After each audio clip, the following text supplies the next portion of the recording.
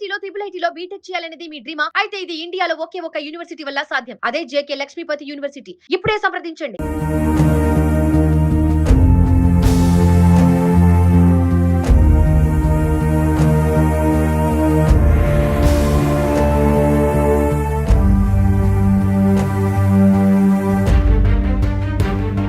నలభై ఎకరాల పామాయిల్ తోట మనం చూస్తున్నాం కదా. మనం బ్యాక్ సైడ్ ఏదైతే ఉందో పాప మిస్ అయిందని చెబుతున్న వాళ్ళ ఫ్యామిలీ అయితే ఇక్కడే నివాసం ఉంటున్నారు.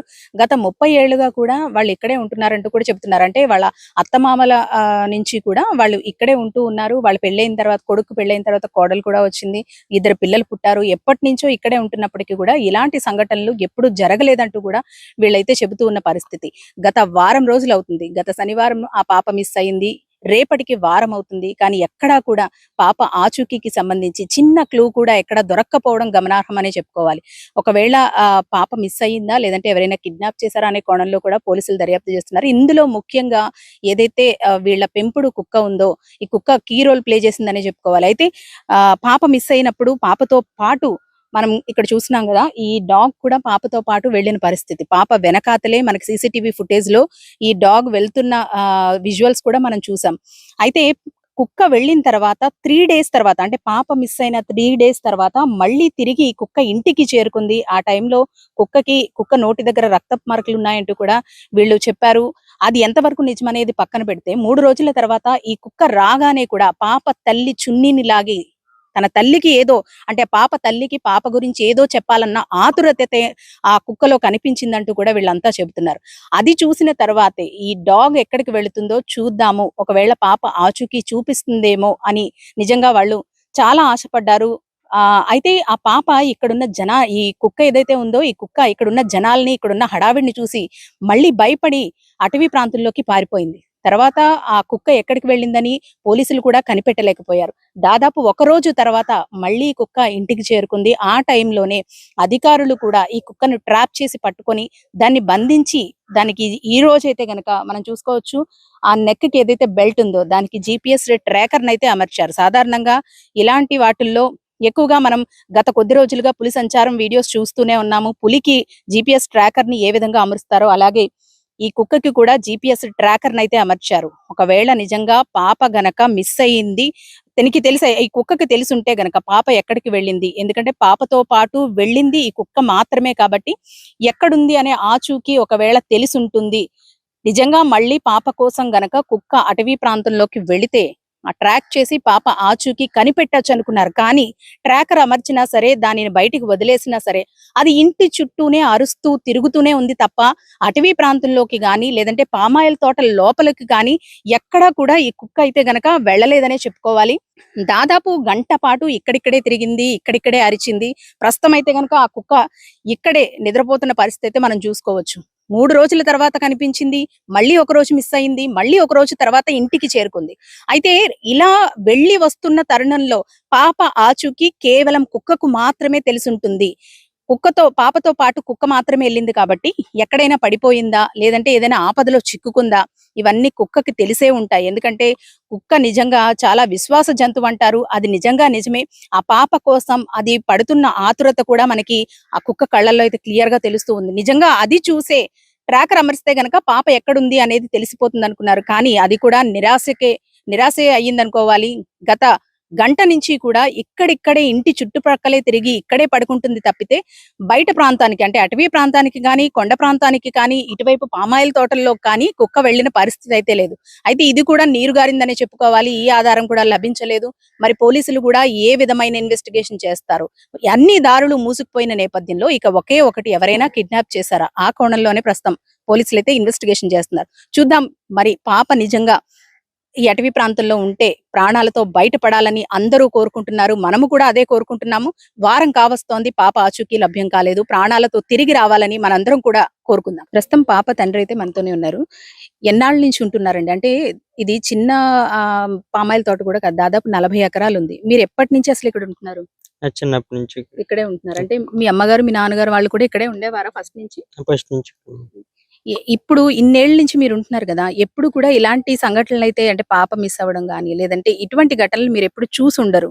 ఫస్ట్ టైమ్ మీ పాప మిస్ అవ్వడం చూస్తూ ఉన్నారు. మీ వెనకాతలే పాప వచ్చినట్లుగా కూడా సీసీటీవీ ఫుటేజ్‌లో కనిపిస్తుంది. దాదాపు వారం రోజులైపోతుంది. ఎక్కడ కూడా ఆచూకీ లభ్యం కావట్లేదు. జీపీఎస్ ట్రాకర్ కూడా పెట్టారు డాగ్‌కి. అది కూడా ఏమి చూపించలేకపోతుంది. ఏం చెప్తారు? పాప అప్పుడు నా వెనకాల వచ్చేస్తే మళ్ళీ వాళ్ళ అమ్మగారికి తీసుకెళ్ళని చెప్పింది. హ్మ్. హ్మ్.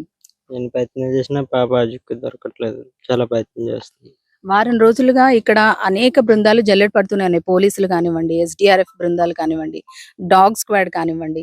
ఇంతకు ముందు ఎప్పుడైనా ఈ ప్రాంతంలో ఇలాంటి ఘటనలు జరిగాయా? ఎవరైనా మిస్ అయిపోవడం గాని ఇలాంటివి ఏమైనా ఎప్పుడైనా చూసారా అసలు? ఎప్పుడు లేదు మేడం. ఫస్ట్ ఎప్పుడు టైం. First time. ఇన్నేళ్ల నుంచి ఉంటున్నారు మీరు. First time.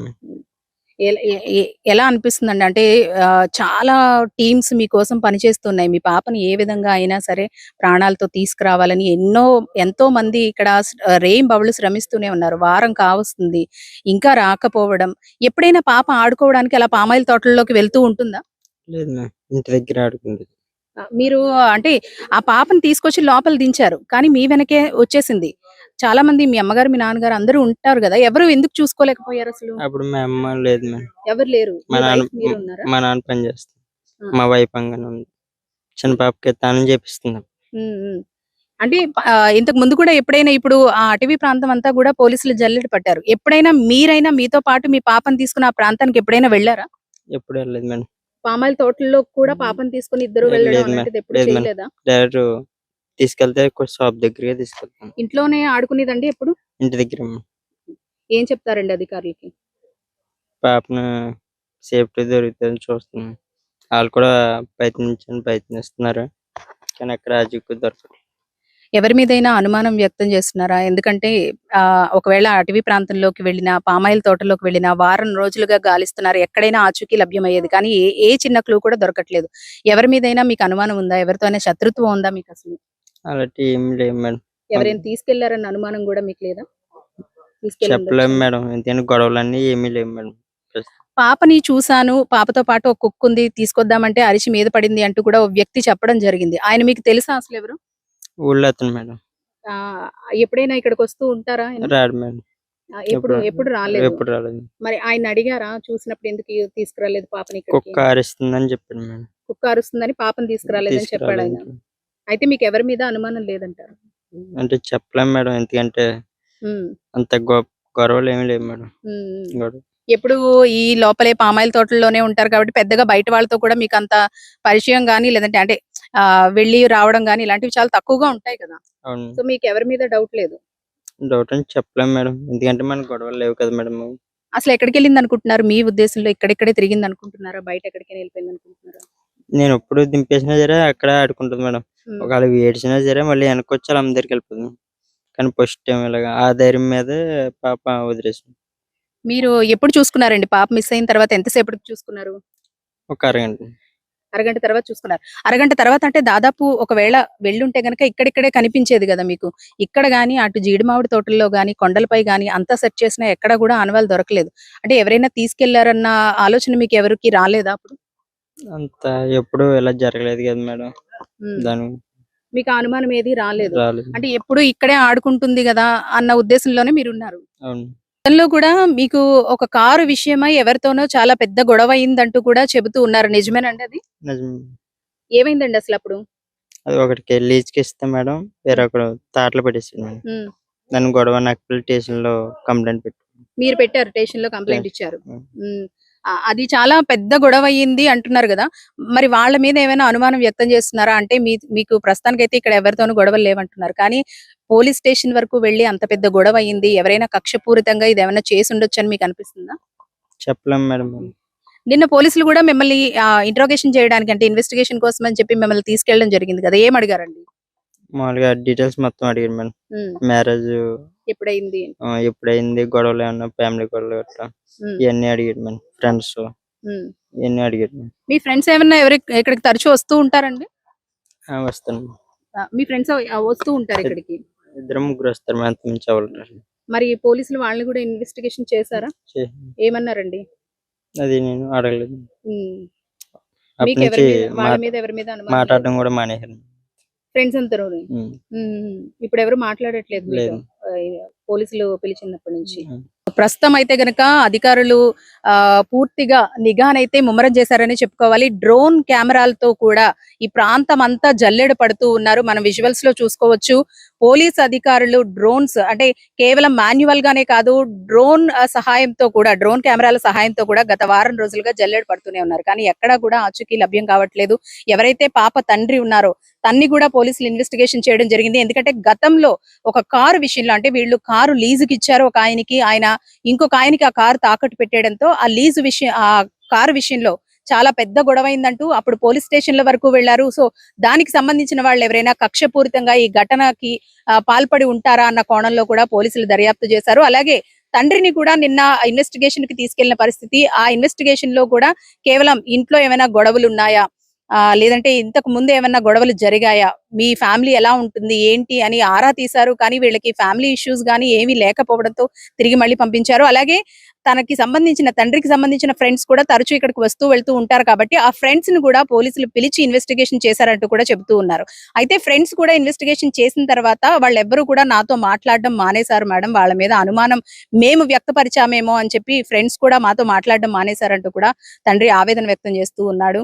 తరచూ నా ఫ్రెండ్స్ ఇక్కడికి రావడం, కాసేపు కూర్చుని వెళ్ళిపోవడం ఇటువంటివి జరుగుతూ ఉంటాయి కాబట్టి పోలీసులు వాళ్ళ మీద కూడా అనుమానం వ్యక్తం చేసి వాళ్ళు ఇన్వెస్టిగేషన్ చేశారు తప్పితే అంతకు మించి మేమేమి కంప్లైంట్ చేయలేదు. కానీ ఆ ఫ్రెండ్స్ అందరూ కూడా ఈ టైంలో కష్ట సమయంలో ఫ్రెండ్స్ అందరూ కూడా కేవలం అనుమానంతో మాతో మాట్లాడడం మానేశారంటూ కూడా తండ్రి ఆవేదన వ్యక్తం చేస్తున్నాడు. ఇప్పటికైనా పాప ప్రాణాలతో తిరిగి వస్తుందన్న నమ్మకాన్ని అయితే వ్యక్తం చేస్తూ ఉన్నారు. మరి అందరూ కూడా అదే కోరుకుంటూ ఉన్నారు. వారం రోజులు కావస్తుంది, పాప తిరిగి ప్రాణాలతో ఇంటికి క్షేమంగా రావాలంటూ కూడా అందరూ కోరుకుంటూ ఉన్నారు. మరి అధికారులు కూడా ఏ విధమైన ఇన్వెస్టిగేషన్ చేస్తారు, పాపని ప్రాణాలతో తిరిగి ఎప్పట్లోగా తీసుకువస్తారనేది వేచి చూడాల్సిన అంశం.